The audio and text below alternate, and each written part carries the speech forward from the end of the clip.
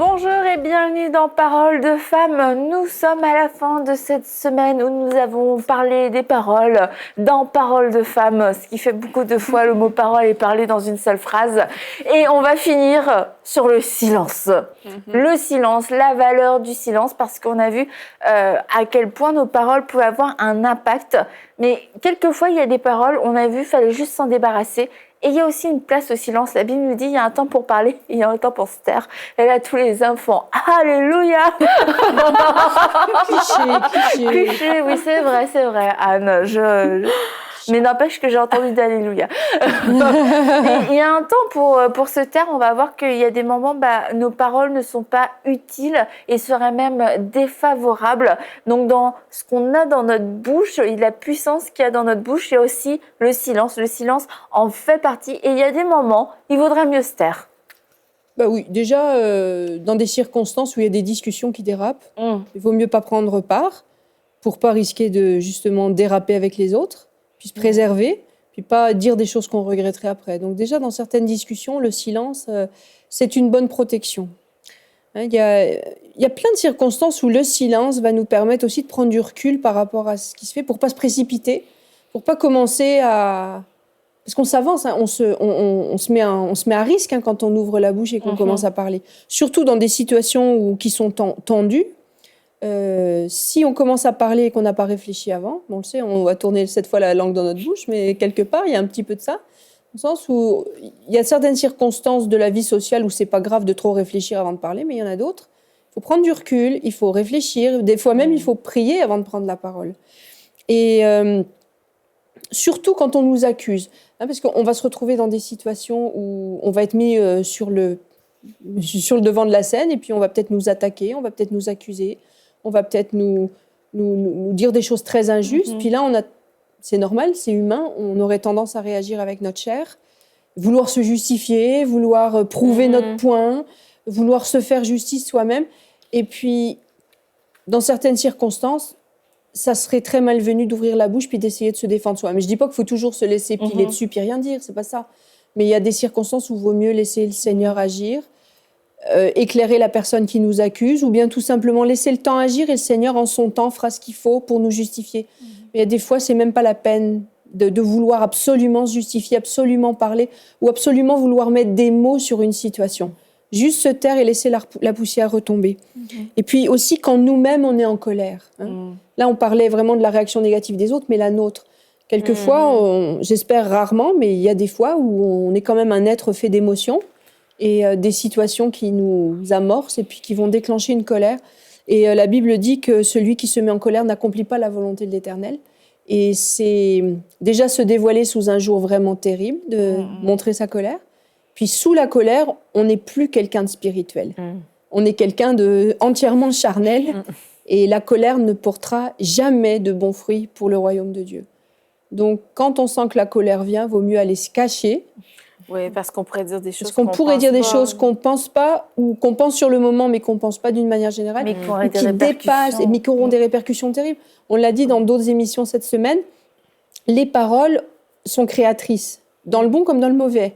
Et des paroles dites sous la colère, elles peuvent vraiment provoquer, elles peuvent pulvériser quelqu'un à vie. Oui, c'est ça. Alors, il faut faire attention, parce que la colère est toujours mauvaise conseillère. Les proverbes nous disent que lorsque le sage voit le danger arriver, il se met à l'abri, et que lorsqu'il voit une dispute arriver, il se retire. Et ça, c'est vrai que ça devrait être... On devrait tout le temps s'en rappeler, on sent que ça monte. Ok, là, est-ce que ce ne serait pas le moment, par hasard, de me retirer? Quelquefois, on ne peut pas se retirer physiquement, mais on peut se retirer dans le silence en n'amenant pas d'autres choses, en ramenant pas encore de feu pour alimenter le feu de la dispute. Et les proverbes disent aussi... Les proverbes, c'est vraiment des... J'aime trop les proverbes parce que dans nos relations, dans la communication, des choses vraiment de bon sens, on pourrait dire. Quelquefois, la Bible, c'est juste ultra spirituel, mais dans le spirituel doit se manifester dans le naturel. Et les proverbes nous donnent un code de conduite qui est très terre à terre, très pratique. Il dit, le juste médite avant de répondre. Et qu'en fait, dans un autre proverbe, que l'insensé, lui, fait étalage de sa folie. Et souvent, quand on va parler vite pour répondre, parce que je veux tout de suite dire quelque chose, je veux avoir raison, je veux te remettre à ta place, on risque plutôt de faire étalage de notre folie, de faire étalage de notre ignorance à ce moment-là. Et puis après, de toute manière, et dans la colère, c'est pire parce qu'on montre un aspect de nous-mêmes qui n'est pas forcément le meilleur. Et puis, on l'a déjà dit, mais on se discrédite du coup même aux yeux des gens à force de parler pour rien dire, de parler trop vite. Et comme Aurélie l'a dit, ce qui est embêtant dans les situations où si tu as menti, si tu as mal parlé, tout ça, tu veux retourner voir la personne, c'est pas forcément la partie la plus plaisante. Et même la personne elle-même, celle qui s'est mise en colère et qui a trop parlé, ça peut même lui mettre un fardeau de culpabilité pendant des années. Je me souviens, il y avait une sœur qui m'avait dit ça un jour, ça fait très longtemps, elle était à une réunion d'affaires, tu sais, les assemblées générales d'église, et puis elle avait pris la parole, parce qu'il y avait eu une situation, puis c'est une femme vraiment paisible, je veux dire, moi je la connais depuis plus de 10 ans, puis c'est une femme paisible, qui ferait pas de mal à une mouche, très positive aussi, elle voit le bon dans les gens. C'est une femme vraiment irréprochable. Mais elle m'a dit qu'un jour, elle a pris la parole dans une assemblée générale d'église parce qu'il y avait une situation, puis elle a cru bon à ce moment-là de se lever, puis dire les choses, puis elle l'a toujours regretté, puis elle m'a dit, mais pendant des années, et même encore aujourd'hui, et du coup, ça la bloque dans des situations où elle devrait parler, maintenant elle parle plus, ça l'a complètement... Parce qu'elle s'est trop sentie coupable d'avoir débordé ce jour-là. Et donc, c'est pas seulement chez les autres qu'on peut avoir un impact, mais c'est chez soi-même, venir miner à long terme une assurance. Exactement. Il faut vraiment faire attention. Donc, il est préférable quelquefois de choisir le silence pour un temps de réflexion, ou alors juste pour s'empêcher de dire n'importe quoi. Et puis ça, je pense que ça concerne vraiment tout le monde. On est tous susceptibles de dire n'importe quoi en parlant vite. La Bible nous dit d'être prompt à écouter et lent à parler, parce qu'en écoutant, on pourrait aussi avoir des nouvelles informations qui pourraient nous éviter de nous exposer inutilement et commencer à s'emporter pour quelque chose, alors qu'il n'y a pas lieu de s'emporter. On peut aussi, éventuellement, pour prendre du recul puis se calmer, l'écrire. Parce que quand on écrit, on se relit. C'est vrai. Puis la personne destinataire, elle ne va pas le lire tout de suite. On a le temps, c'est un pensez-y bien. Là. Tu as le temps de te retourner, de dire non, j'envoie pas ça. Mais l'écrire, ça met une sécurité de plus. C'est pas une sécurité absolue, parce qu'on peut aussi dire des méchantes choses par écrit, mais dire ça. Ils vont rester avec les phrases à la vie. Mais ça donne quand même une petite retenue, l'écrit. Et toi, Anne, tu nous en as souvent parlé, quand on a parlé de la prière, de prendre ce temps de savoir écouter, d'arrêter de parler, et d'enchaîner tous les blablabla, et de juste écouter Dieu. C'est ça, on parle de silence, mais on ne s'adresse pas qu'à nos pères, on s'adresse aussi au Père. Et dans les temps avec le Père, je pense que c'est une erreur de toujours parler dans les temps de prière. Ça, c'est quelque chose que je dis souvent. Les gens prient, ils pensent que bien prier, c'est passer son temps à dire beaucoup de choses à Dieu. Mais à un moment donné, dans le flot de paroles, on peut se perdre. On peut se perdre. Et puis, quand tu parles à quelqu'un, par exemple, je parle à Mathilde, je ne vais pas parler en monologue pendant 2 heures et puis ne jamais écouter ce qu'elle a à répondre. On le conçoit pour un rapport d'humain à humain. Mais c'est la même chose avec Dieu. Si tu fais que parler, l'inonder... Il y avait un frère, je me rappelle, c'était en France, puis il parlait très bien, c'était un ancien militaire. Et puis, il y avait un petit jeune dans l'église qui parlait beaucoup.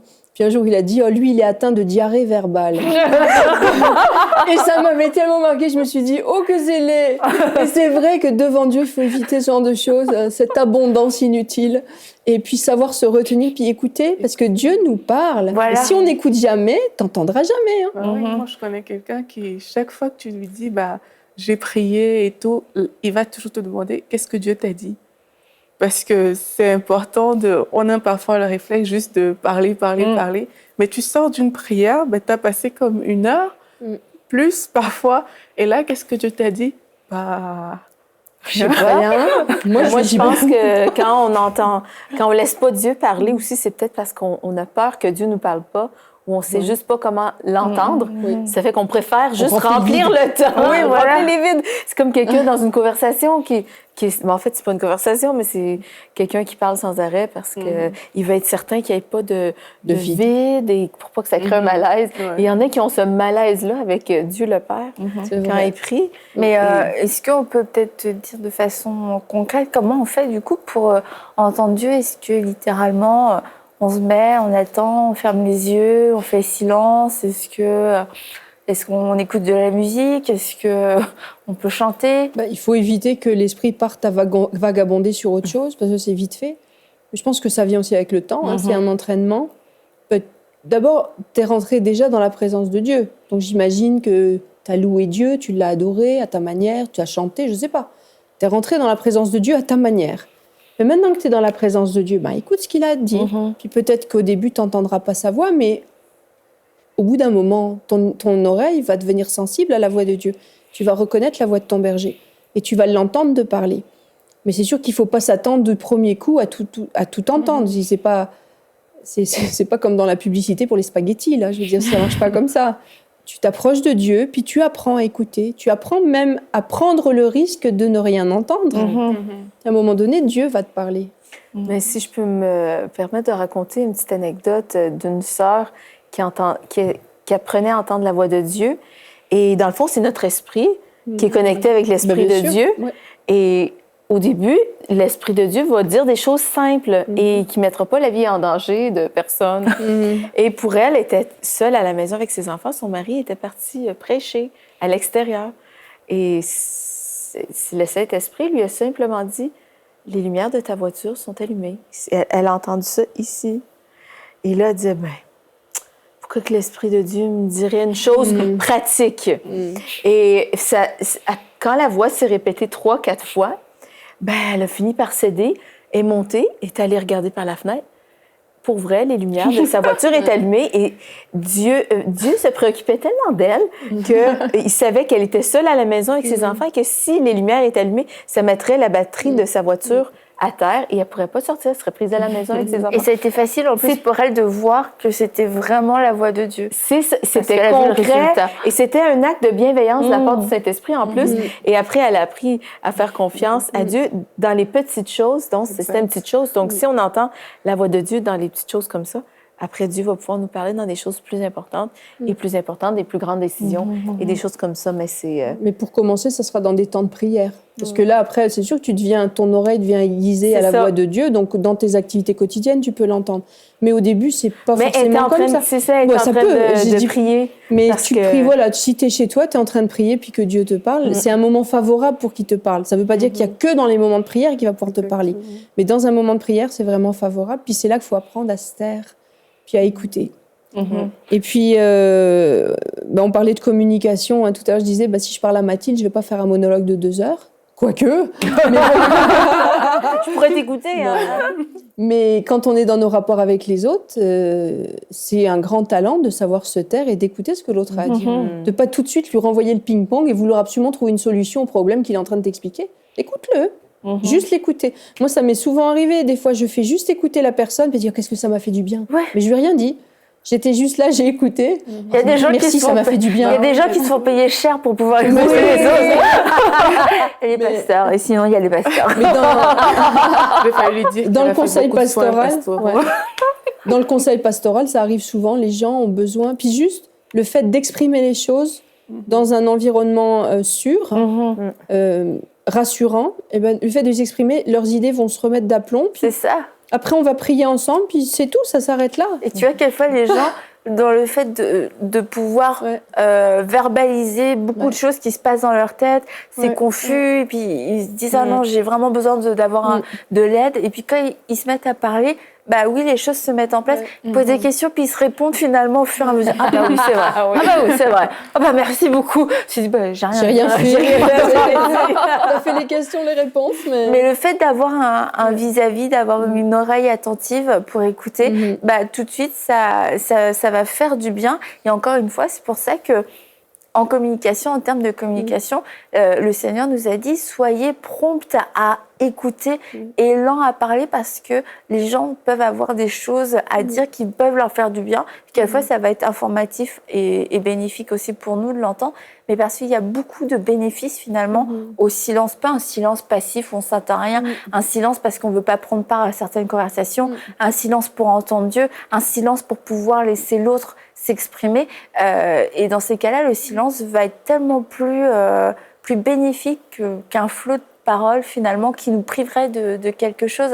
Et tu disais quelquefois, on entend les gens nous parler et puis on veut tout de suite trouver une solution.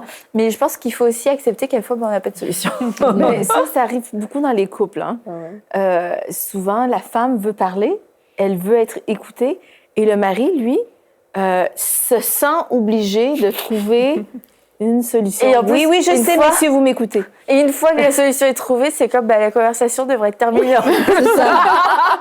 Problème résolu. Boum. Mais en fait, oui, là, je parle de la relation mari et époux. Oui, c'est ça. Mais dans le fond, le contexte peut s'appliquer. Toi et moi, entre amis, on boit un café et tu me racontes des choses. Je suis pas obligée de te trouver une solution. Des fois, il faut pas se mettre une pression inutile pour trouver une solution parce que des fois, des fois, c'est juste avec le silence, juste le fait que, comme on disait, de verbaliser ce qu'on vit, la personne va expérimenter une paix, un soulagement. Dieu va venir poser sa main et c'est ça, faut pas se mettre un stress qui est pas nécessaire. Aussi, une autre chose, c'est quand on parle trop, quand le silence, ça peut éviter les discours vains et les disputes de mots. Ah, ça, c'est sûr. Parce que des fois, je sais pas, ça peut être dans le contexte d'un couple ou dans une famille. Quelqu'un peut arriver frustré du travail ou je sais pas, et arriver avec juste des reproches.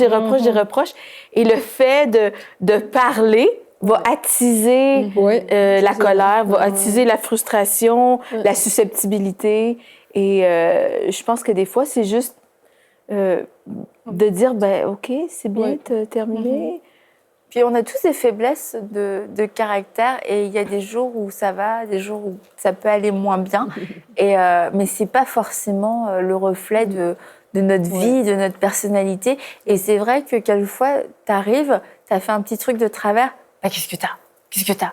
Ça va? T'es de mauvaise humeur? T'es de bonne humeur? Il y a un problème? Si ce jour-là, vraiment, t'es pas de bonne humeur, le fait de te dire que t'es pas de bonne humeur, en général, ça arrange rarement les choses. Or, quelquefois, il peut juste avoir... Tu laisses la personne faire ses choses, tu peux prier éventuellement, et puis trouver peut-être un moment opportun pour parler, mais de sauter sur la personne, parce que j'ai vu une faille là dans son caractère, à ce moment-là, j'ai vu quelque chose, une petite faiblesse ou un éclair de je sais pas moi, d'un sentiment négatif, on saute sur la personne, comme parce qu'il faut trouver encore une solution, faut trouver la raison, je veux savoir pourquoi. Je veux essayer de t'apaiser. Oui, j'ai un bon verset pour ça. 2 Timothée 2,23, ça dit « Repousse les spéculations folles et stupides, sachant qu'elles font naître des conflits. Or, il ne faut pas qu'un serviteur du Seigneur ait des conflits. Il doit au contraire être plein de bienveillance envers tous, capable d'enseigner et de supporter l'opposition. Donc, doit être capable de corriger avec douceur ses adversaires et peut-être Dieu leur donnera-t-il de changer d'attitude pour connaître la vérité. » Peut-être. Mais on le répète, et tu l'as déjà dit, mais c'est surtout vrai pour les messieurs qui écoutent, mais pas seulement pour les messieurs. Mais quand on exprime un problème, ça ne veut pas dire qu'on attend la solution. Juste écouter. Oui, juste écouter, ça nous fait du bien. Juste écouter. Ça nous fait du bien. Oui, parce que quelquefois, tu t'attends même... En fait, je pense qu'on se met quelquefois la pression pour trouver des solutions parce qu'on s'imagine que la personne attend la solution. Donc quand on se dit, elle n'attend pas de solution, donc je ne suis pas obligée de savoir, je ne suis pas obligée même de comprendre. Je peux dire simplement, écoute... Et je pense que le silence aussi, ça peut être rempli de beaucoup de sagesse. Mon beau-père est un homme qui parle peu, mais qui est très sage. Et du coup, il a tout le temps l'air super intelligent. C'est que même le sot, quand il parle pas, a l'air intelligent. Mais lui, c'est un vrai sage. Oui, ça fait que quand il parle, eh bien, c'est une parole remplie de sagesse et d'édification parce que aussi c'est un Barnabas. On en a parlé cette semaine des Barnabas, des paroles d'encouragement. Et souvent, des fois, si on se tait la plupart du temps et puis qu'on saisit le moment opportun, et là, on reconnaît, on saisit par l'Esprit de Dieu que là, c'est un bon temps pour parler, et bien peut-être que là, je vais avoir une parole d'encouragement, une parole d'édification pour la personne qui est en colère ou qui vient de vivre un moment difficile. Ou, voilà, donc le silence, souvent, est très profitable. Et quand une personne ne parle pas beaucoup, en plus, quand elle parle, alors là, tout le monde... Elle est écoutée! Ouais, tout le monde écoute. C'est la parole. Écoute, il n'a pas parlé. La parole. Il parle. Il n'a pas parlé, il veut parler. Chut, tout le monde écoute. Bon, ça met un peu de pression pour dire quelque chose de bien à ce moment-là. Mais comme on le disait, c'est ça, on s'enlève la pression de devoir donner une réponse ou de croire que l'autre attend une réponse, parce que la plupart du temps, c'est pas le cas. Puis toi, Anne, tu avais partagé dans une émission sur le deuil, tu sais, quand tu avais fait le deuil de tes bébés, en fait, quelquefois, c'était pire quand les gens essayaient de dire des choses, de trouver comme une raison, une justification, une explication. Et puis que finalement, ce qui t'a fait du bien, c'est les gens qui ont dit, écoute, on sait pas trop quoi te dire, mais tu sentais qu'il y avait un intérêt réel pour toi. Et pourtant, il n'y avait pas de réponse. Mais dans ce silence-là, tu as senti l'amour, tu as senti le soutien et la compassion. Or, dans certaines paroles, finalement, ça a été pire que tout. Tu aurais préféré qu'ils se taisent. Ah vraiment. Mais non, mais je pense que là tu as résumé, je pense, une réponse qu'on peut donner dans beaucoup de situations face à de la détresse. Parce que là, on parle de détresse. De dire, écoute, j'ai pas de mots, je sais pas quoi te dire, mais vraiment, j'ai de la compassion pour ce que tu vis. Juste ça va suffire. Commencez pas à philosopher sur le problème. On commence pas à essayer de trouver qui de la poule et de l'œuf. C'est pas grave. C'est pas ça, la personne n'a pas besoin de ça. La personne, elle a juste besoin de savoir qu'on s'intéresse à elle puis qu'on l'a écoutée. Il y a des silences remplis d'amour. C'est ça, écoute, regarde, je sais pas quoi te dire. Je sais pas pourquoi ça arrive, je sais pas. Mais je suis avec toi. Regarde, je suis avec toi, mais il n'y a pas de mots. Il n'y a juste pas de mots. Et quelquefois, on se sent un peu nul de dire ça parce que c'est comme, j'aurais aimé dire quelque chose d'un peu plus profond, mais finalement, c'est ça qui va toucher le cœur de l'autre. C'est mieux que de fuir, parce qu'il y a des gens qui, comme ils savent pas quoi dire, ils fuient pour éviter le problème. Mais non, t'as tout faux, là. Ils fuient ou alors ils disent n'importe quoi. Là, c'est pire, là. Non, regarde. Quelque chose. Essayez pas de trouver. Là. Dites rien, taisez-vous. Et puis quelquefois, il y a des silences aussi qu'on va faire, on les fait tous plus ou moins de façon volontaire, mais parce que quand on fait face à un défi, on va choisir de se taire parce qu'on croit que Dieu agit plutôt que de commencer à dire n'importe quoi, à sortir toutes sortes de paroles d'incrédulité comme on en a parlé toute la semaine. C'est préférable de se taire. Tchatchou, c'est la foi, vas-y. C'est préférable de se taire parce que la Bible, il dit que heureux celui qui attend en silence le secours de l'Éternel. Donc ça veut dire qu'il y a des moments où vraiment il faut juste s'attendre à Dieu et à personne d'autre. On sait que Dieu va agir et il va intervenir, et c'est d'autant plus nécessaire que parfois on a prié pour certaines choses, on a tellement demandé, on a même jeûné, on a fait plusieurs choses. Et juste avec une parole, tu viens de gâcher comme quoi une semaine de jeûne. C'est trop triste. Et de prière, franchement, c'est... Ça vaut pas. Donc, vaut mieux vraiment rester calme et reposer sur Dieu, en fait. Parce que Dieu, il connaît la situation. Elle a été exposée en long, en large et en profondeur. Et il sait que, voilà, il va intervenir. Et toi, en fait, ta part, vraiment, c'est de faire confiance en Dieu. Et faire confiance en Dieu, ça prend soit des paroles de foi, comme on en a parlé, soit on se tait et on attend en silence le secours de l'Éternel, plutôt que de dire vraiment une phrase d'incrédulité qui va venir anéantir toute la foi qu'on avait pu mettre en avant par rapport à ces situations-là. Et c'est aussi important de s'entourer vraiment des bonnes personnes, des personnes qui vont vraiment faire que notre foi continue de rester en action, plutôt que des personnes qui vont « Oh, mais vraiment, ta situation, elle est terrible. » Ça, franchement, je pense pas que tu pourras t'en sortir. faut vraiment pas. Ça, c'est une parole d'incrédulité. Ah ouais, là, c'est terrible. Non seulement c'est incrédule, mais en plus, ça fait naître dans l'esprit des gens la défaite. Ça fait naître la défaite. Oui. Et on peut ne pas parler, mais si dans le cœur, on est déjà dans la défaite, on aura manqué le but quand même, quelque part. Donc, il vaut mieux vraiment s'entourer des bonnes personnes et attendre parfois en silence que Dieu intervienne dans notre situation. Maintenant, il y a aussi un autre type de silence qui est le silence pour avoir la paix. Parce que dans toutes les situations, comme tu disais, Anne, il vaut mieux pas toujours parler. Parfois, il faut se taire. La Bible dit que c'est à Dieu que revient la vengeance, c'est à Dieu que revient la rétribution. Dieu saura gérer ce problème-là. Mais nous, à notre niveau, si on se précipite pour dire certaines choses, on risque vraiment d'enflammer les situations. Donc, parfois, c'est bien de reconnaître que Dieu est un Dieu de justice, tout simplement, et d'attendre la justice de Dieu dans le calme. Et Dieu va toujours agir. Parfois, le fait de parler, c'est parce qu'on pense que Dieu ne va pas agir ou bien que nous, on a tellement la solution qui est là, au bout de la langue, qu'il faut vite le dire. Mais non, parce qu'il ne faut pas toujours... Parfois, ce n'est pas la peine que des choses sortent, parce que nous, on a notre propre justice, on voit un autre niveau, mais la justice de Dieu, elle est tellement supérieure, parce qu'elle va apporter des solutions que toi, tu n'avais jamais pensé dans ta tête. Et juste parce qu'on s'est tué, parce qu'on a choisi de faire confiance à Dieu, parce que c'est ça que ça veut dire aussi, c'est que je me tais parce que je fais confiance à Dieu. Je ne me tais pas juste parce que ça fait joli. C'est que... ça donne l'air intelligent. Sois belle et tais-toi. C'est ça, sois belle et tais-toi. Justement, on ne veut pas de ça. On se tait parce que, voilà, on sait qu'on s'appuie sur le Seigneur et que lui saura nous relever dans cette situation-là. Donc, on peut se taire pour être en paix, on peut se taire aussi, parce qu'il faut préserver notre foi. En effet, merci Dieu. Quelle conclusion. Donc nous, on a complètement échoué. On a fait que de parler. Donc on n'a pas fait... Je propose une émission où on ne va rien dire. Oui, c'est ça, une émission sur le silence. Sur le silence, pendant une demi-heure. Une demi-heure de silence total pour pouvoir entendre. Mais bon, je suis sûre que vous êtes contents que nous ayons parlé quand même.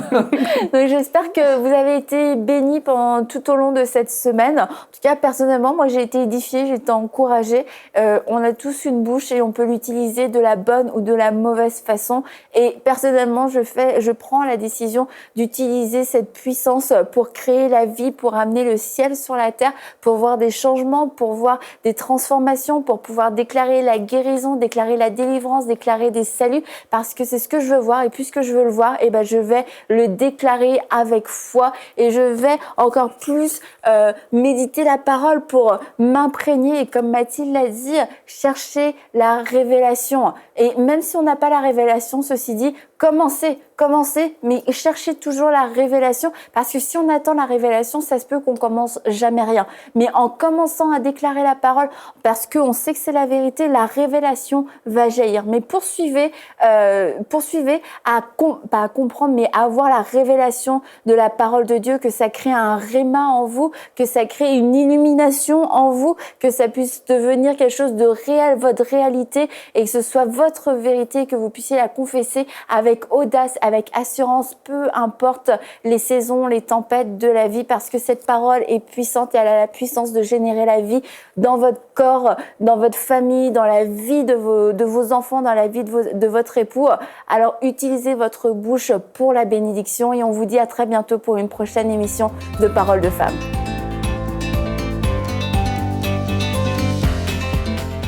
Retrouvez toutes les émissions de Paroles de Femmes en intégralité sur www.emcitv.com.